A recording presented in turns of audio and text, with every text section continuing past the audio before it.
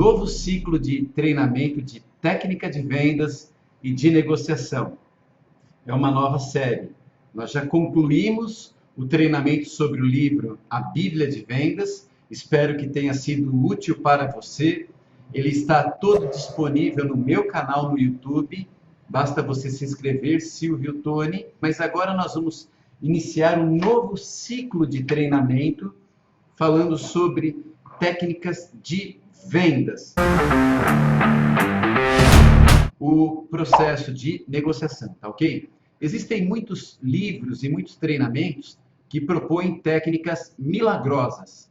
Parece que com aquela técnica a minha produção altera de um dia para o outro como num passe de mágica.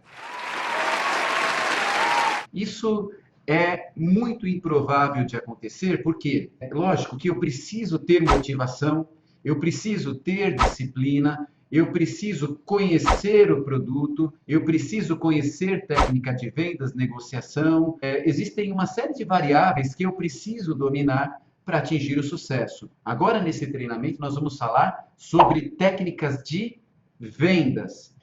Então, às vezes, nós imaginamos o seguinte, que o cliente ele é um ser estático. É uma técnica que eu vou usar sobre um cliente que vai funcionar. Pode reparar no seu trabalho do dia a dia, ela até funciona com alguns clientes, mas não funciona com todos os clientes. Por qual motivo? As pessoas, todos nós e também todos os clientes temos necessidades, valores e motivações diferentes. Necessidades, valores e motivações, elas estão relacionadas ao momento que nós chegamos na nossa vida, as nossas convicções pessoais e qual é o meio que nós entendemos que nós devemos tomar as nossas decisões. Maslow, ele dizia o seguinte, que as pessoas têm níveis de necessidades que vão crescendo e vão mudando com o tempo, às vezes até diminuindo. Então, nós temos aqui nesse desenho a hierarquia das necessidades, ou também é conhecido isso como pirâmide de Maslow. Você já ouviu falar sobre ela? Maslow dizia o seguinte, que existem necessidades básicas e necessidades sociais. E em alguma delas, durante o momento da nossa vida, nós vamos nos encontrar numa ou noutra. A primeira necessidade básica está no conjunto das necessidades fisiológicas. Ah, você pensou em ir no banheiro. Ir no banheiro é uma necessidade fisiológica, assim como também comer é uma necessidade fisiológica, dormir é uma necessidade fisiológica. Nós não vamos considerar, para efeito de técnica de vendas, a reflexão sobre necessidades fisiológicas. Nós vamos iniciar nas questões de necessidade de segurança. Veja bem, nós vivemos num país onde uma grande parte da população vive com o dinheiro contado, e vive preocupado com as contas, vive preocupado com o acesso à saúde, com o acesso à educação. Uma grande parte da população vive com necessidades de segurança. E é natural que essas pessoas baseiem todas as suas decisões dentro desse contexto. Uma pessoa que está dentro desse conjunto de necessidades, necessidades básicas e de segurança, ela precisa tomar decisões baseadas em dados muito claros, muito seguros, precisa de muitas referências, precisa ter muita certeza, porque ela tem medo, ela vive um momento de insegurança. Então, quem está vivendo esta fase da vida, ela toma decisões baseadas em informações de segurança. Mais ou menos assim, olha, o seu salário é tal e você vai investir essa porcentagem do seu salário ou da renda da sua pequena empresa nesse item. É algo claro, porque ela tem tudo contado.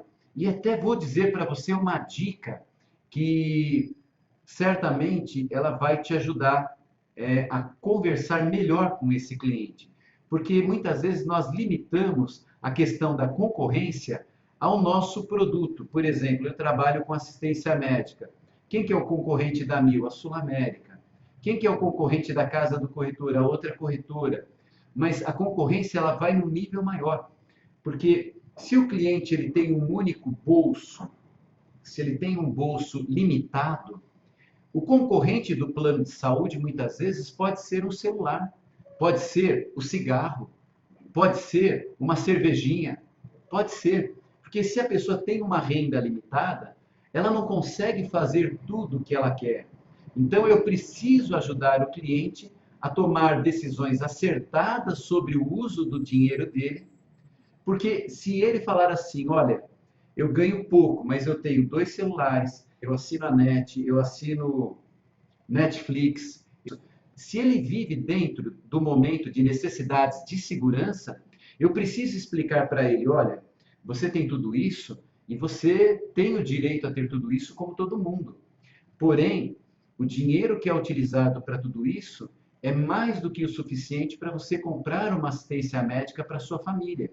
Você mantendo todo esse conjunto de confortos, na hora que vier uma necessidade de verdade, como que você faz para cobrir o atendimento à sua família?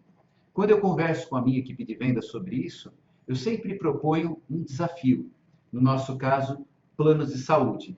Eu falo assim, quando tiver uma madrugada fria, procure o hospital público durante a madrugada e você vai encontrar vários carros com o marido dentro do carro.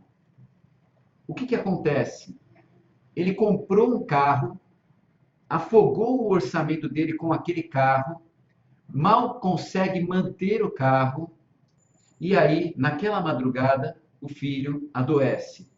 Mas apesar de tudo isso, tomou a decisão de comprar um carro. Foi uma decisão por impulso, foi uma decisão que com o tempo vai se mostrando errada, mas foi a decisão tomada. A criança adoeceu, ele colocou R$ 20 de gasolina no carro, às vezes até emprestado do pai ou do sogro, e foi no hospital. Só que não tem dinheiro para pagar o estacionamento, nem do hospital e nem da rua. Ficou olhando o carro, porque o carro também não está no seguro. A esposa pegou o nenê e foi para a fila do serviço público, esperou ser atendida, esperou muito tempo para ser atendida, e nesse meio tempo a polícia chega com um bandido que foi baleado, ele está correndo risco de morrer, e quem tem esse caso grave é atendido na frente, então aquela mulher com o nenê passando mal, fica em segundo plano para o médico atender um bandido que corre até o risco depois de outros bandidos irem buscar ele. Imagine nesse contexto, então, uma conversa sobre a tomada de uma decisão. Será que você tomou uma decisão correta? Não seria melhor vender esse veículo e ter um plano de assistência médica? Então, quando nós encontramos um cliente que vive um momento da vida onde ele está dentro da hierarquia de necessidades, nas necessidades de segurança, nós precisamos fazer uma abordagem mais ampla no sentido do uso do dinheiro, porque o assunto segurança é o que move ele no momento de lucidez. E muitas pessoas vão passar a vida inteira nessa fase da vida, porque muita gente não consegue mudar de situação social. Existe um grupo de pessoas que já conseguiu dar um passo a mais, melhoraram o seu estado de vida, já conseguem tomar decisões mais confortáveis. São as pessoas que têm necessidades sociais, necessidades de relacionamento. A pessoa, quando chega nesse nível, ela não toma mais decisões igual ela tomava no nível anterior. Ela quer experimentar coisas novas, ela quer arriscar um pouco mais. É um cliente que exige uma abordagem um pouco diferente. Ele está começando a trabalhar a vaidade dele. As abordagens com esse cliente, elas são diferentes. Imagine só, por exemplo, você podendo, no caso do seu filho, ter o nenê na maternidade tal. Para quem está nesse nível social, essa abordagem é muito mais adequada do que você falar para ele assim, olha, e se a sua esposa engravidar, como é que você faz? você vai entrar em desespero, você vai entrar numa fila que muitas vezes vai fazer a sua mulher até demorar horas para ganhar o nenê. Ele vai falar para você assim, se você usar essa abordagem: olha, se eu precisar, eu pago o parto. Eu tenho 15 mil reais para pagar o parto. Mas, na verdade, o foco para esse cliente, ele está relacionado a um outro tipo de necessidade. Então, ele quer realizar sonhos. Os assuntos da venda estão relacionados à construção de sonhos. Tá ok? Bom, existe um outro tipo de nível de clientes, que são os clientes que já realizaram sonhos, eles já compraram um carro, eles já compraram uma casa, eles já têm reserva financeira. E agora eles começam a se preocupar com reconhecimento, com estima. Ou seja, eu quero fazer um bem para a sociedade. Talvez eu pessoalmente esteja nesse nível, porque eu me preocupo em fazer o bem, eu me preocupo muito com os outros.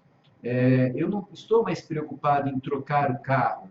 Esse tipo de coisa para mim não é mais importante. Aliás, o meu carro é até velho, tá? Poderia comprar um carro novo, mas para mim isso já não é mais importante para a minha vida.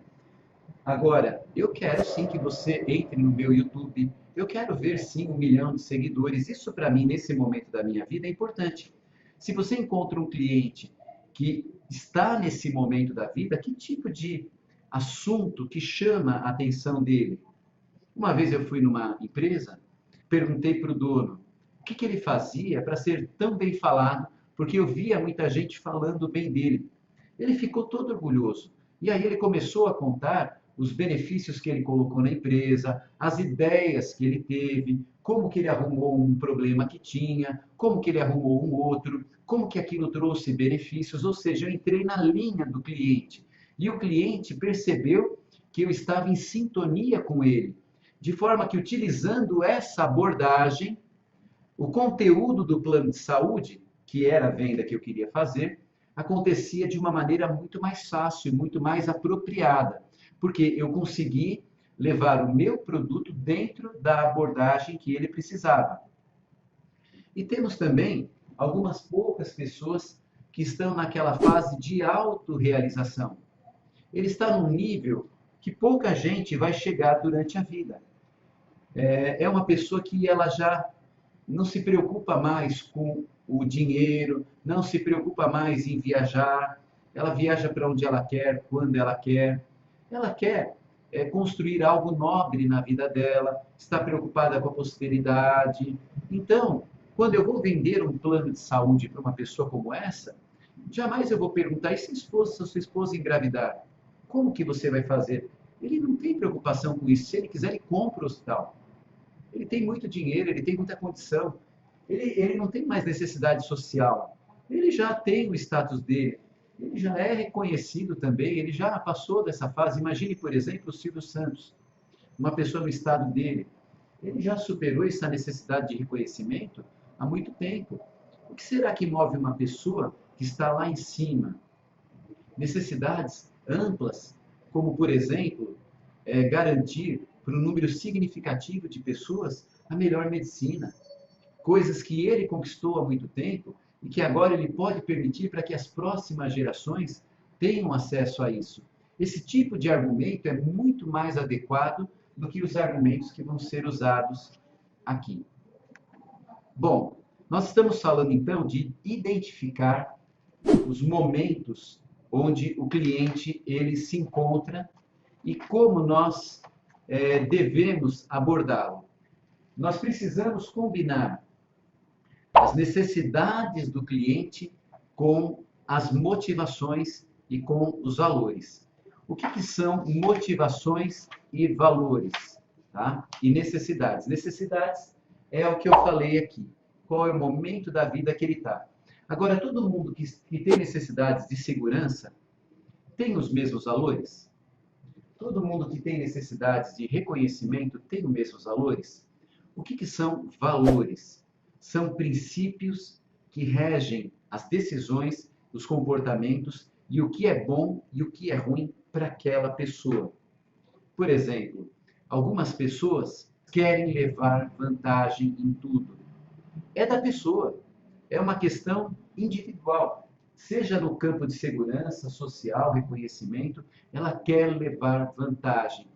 Para essas pessoas que querem levar vantagem em tudo, um desconto, um prêmio, um brinde, é necessário, uma esperteza é necessário. Tem pessoas que são muito quadradas, muito caxias. Eu acho que eu estou nesse grupo. Então, se você fala para ela assim, olha, eu vou te dar uma coisa que você não teria direito, mas eu vou conseguir para você, para mim já não soa bem. Eu entendo que eu estou pegando alguma coisa que não é minha. Se você me abordar com esse tipo de linha de raciocínio, a gente não vai entrar em sintonia. Qual que é a linha certa de raciocínio? Qual que é a linha certa de conduta? Não tem uma linha certa. Eu tenho a minha linha, você tem a sua, o cliente tem a dele, mas é muito importante que eu, como profissional de vendas, entenda quais são as necessidades e quais são os valores que movem aquele cliente. Não cabe a mim julgar quem está certo ou quem está errado. Mas se eu não entender o que é que rege a conduta do cliente, muito provavelmente eu vou estar falando para ele de uma maneira inadequada. Se eu tomar como base os meus valores, o que é importante para mim, olha, eu acho importante que a gente não tenha vantagem em tudo. Mas se o cliente acha que é importante levar vantagem em tudo, ele vai pensar assim: não é vantagem eu negociar e comprar com o Silvio, porque ele não vai me dar uma vantagem. O contrário também. Se eu tenho um cliente que ele é Caxias quadrado, mais ou menos igual eu sou, e eu falo para ele de uma coisa diferenciada, olha, eu vou te dar um desconto. Eu vou perguntar: esse desconto vai sair de onde? Não, eu vou tirar da minha comissão. Eu vou falar: mas eu não quero que você tire o seu salário para eu comprar o produto. Se eu não puder pagar o produto, eu não compro. O corretor que falar uma coisa dessas para mim vai ouvir essa resposta. Outros clientes vão gostar. Então, qual que é o certo? O certo é que nós entendamos qual é a necessidade do cliente, quais são os valores do cliente, e a partir daí nós vamos ter uma coisa chamada motivações. O que vai motivar o cliente a tomar uma decisão? É a combinação das necessidades com os valores. E isso vai gerar as motivações. Ou seja, se eu sou um corretor que consigo perceber qual é o estilo desse cliente, como que ele toma decisões, e se eu proponho um fechamento para ele, todo um diálogo para ele, baseado naquilo que é importante, ele vai comprar. Espero que essa dica possa te ajudar. Um abraço, um grande dia de venda, sucesso!